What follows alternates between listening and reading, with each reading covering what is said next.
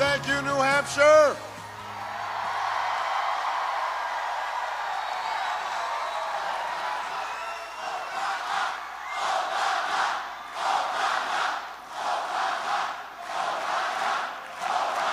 Thank you. Thank you. Thank you. Thank you, guys. Thank you so much. Thank you. Thank you. Thank you. Thank you, New Hampshire. I love you back. Thank you. Thank you. Well, thank you so much. I am still fired up and ready to go.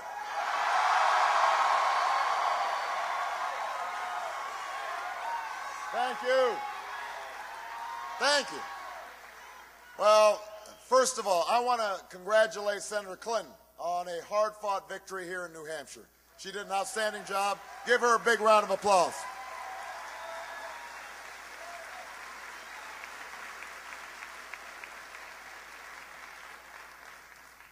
You know, a few weeks ago, no one imagined that we'd have accomplished what we did here tonight in New Hampshire. No one could have imagined it. For most of this campaign, we were far behind. We always knew our climb would be steep. But in record numbers, you came out and you spoke up for change. And with your voices and your votes, you made it clear that at this moment, in this election, there is something happening in America.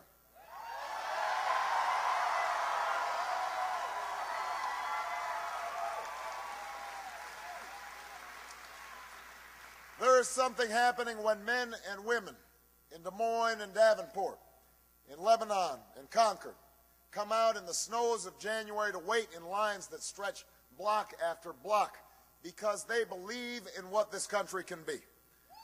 There is something happening. There's something happening when Americans who are young in age and in spirit, who've never participated in politics before, turn out in numbers we have never seen because they know in their hearts that this time must be different.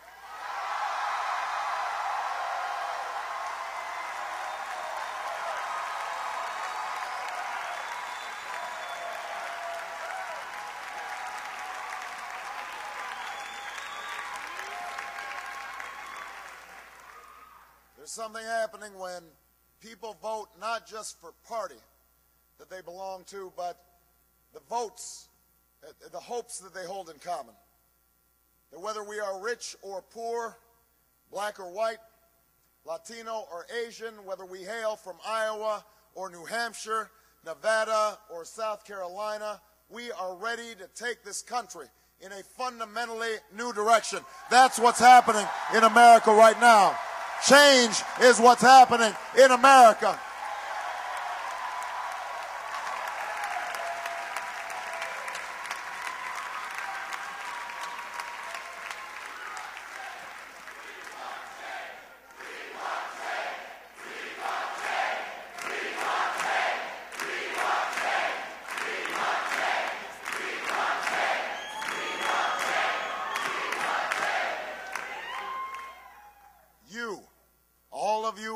Tonight, all who put so much heart and soul and work into this campaign, you can be the new majority who can lead this nation out of a long political darkness. Democrats, independents, and Republicans who are tired of the division and distraction that has clouded Washington, who know that we can disagree without being disagreeable, who understand that if we mobilize our voices to challenge the money and influence that stood in our way and challenge ourselves to reach for something better, there is no problem we cannot solve. There is no destiny that we cannot fulfill.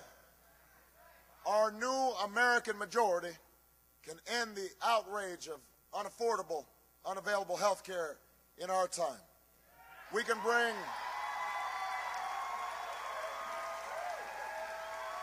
bring doctors and patients, workers and businesses, Democrats and Republicans together, and we can tell the drug and insurance industry that while they get a seat at the table, they don't get to buy every chair. Not this time. Not now.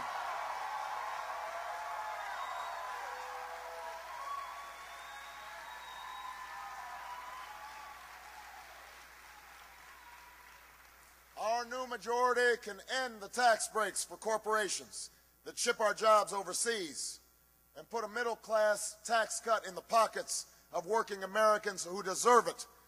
We can stop sending our children to schools with corridors of shame and start putting them on a pathway to success.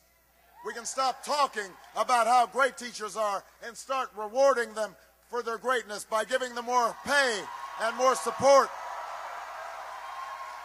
We can do this with our new majority.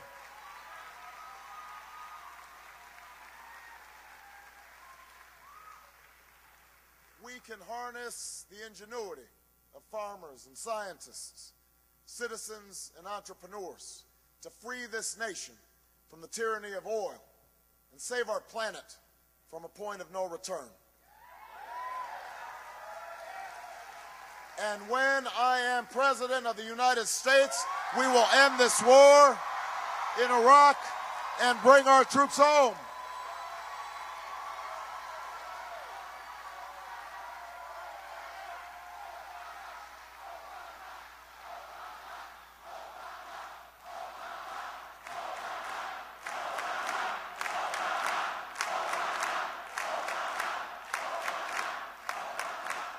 We will end this war in Iraq. We will bring our troops home.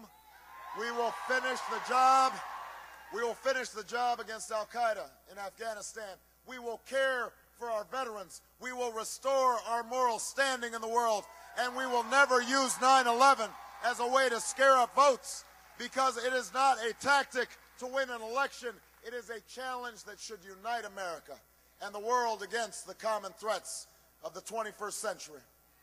Terrorism and nuclear weapons, climate change and poverty, genocide and disease. All of the candidates in this race share these goals. All of the candidates in this race have good ideas. And all are patriots who serve this country honorably.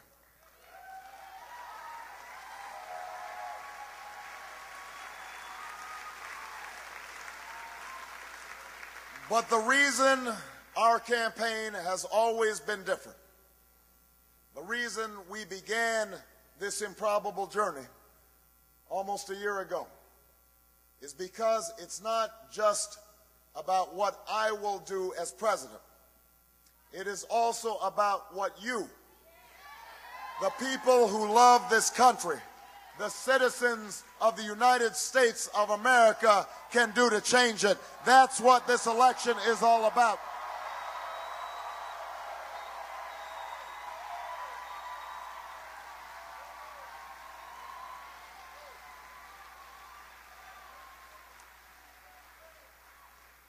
That's why tonight belongs to you.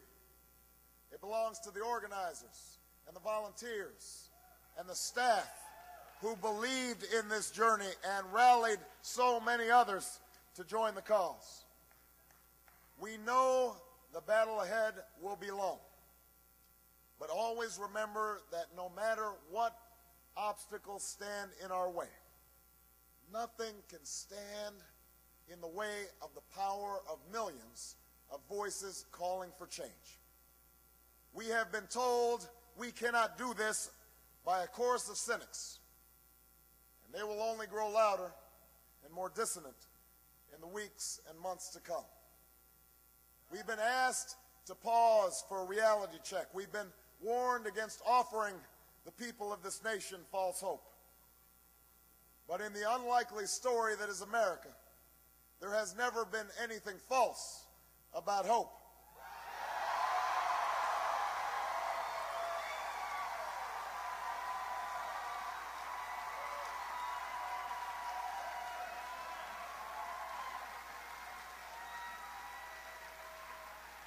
For when we have faced down impossible odds, when we've been told we're not ready, or that we shouldn't try, or that we can't, generations of Americans have responded with a simple creed that sums up the spirit of a people. Yes, we can. Yes, we can. Yes, we can. Yes, we can.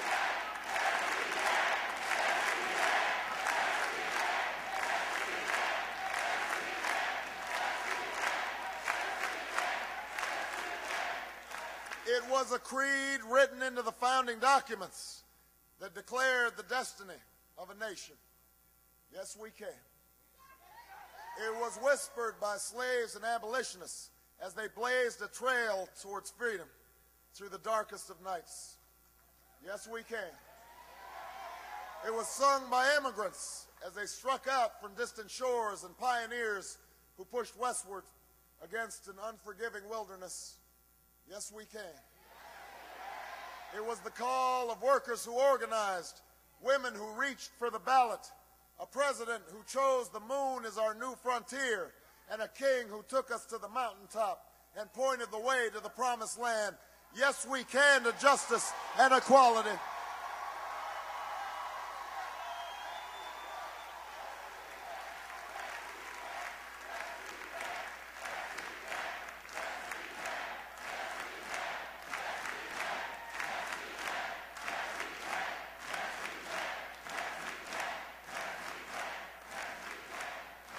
Yes, we can to opportunity and prosperity.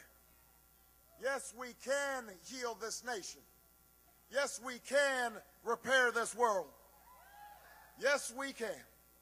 And so tomorrow, as we take the campaign south and west, as we learn that the struggles of the textile workers in Spartanburg are not so different than the plight of the dishwasher in Las Vegas, that the hopes of the little girl who goes to the crumbling school in Dillon are the same as the dreams of the boy who learns on the streets of L.A.